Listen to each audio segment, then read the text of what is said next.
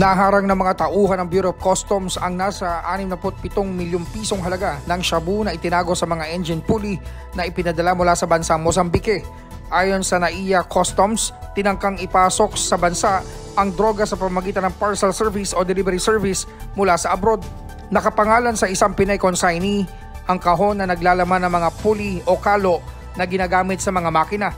Mula sa Mozambique, dumaan sa Addis Ababa sa Ethiopia ang kargamento bago lumapag sa NAIA kamakailan.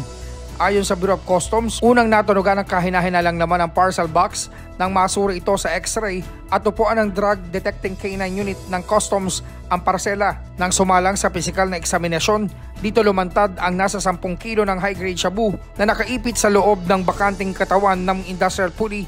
Ayon kay NAIA Interagency Drug Interdiction Task Group Deputy Commander Gerald Javier.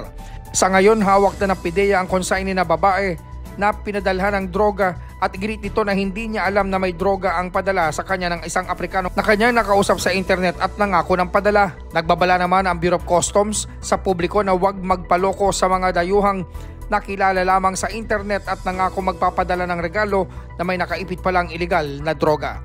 Yan ang MBC Network News, RH6 Sherwin Batal. Faro, tuloy-tuloy sa pagbabalita, tuloy-tuloy sa serbisyo, sama-sama tayo Pilipino.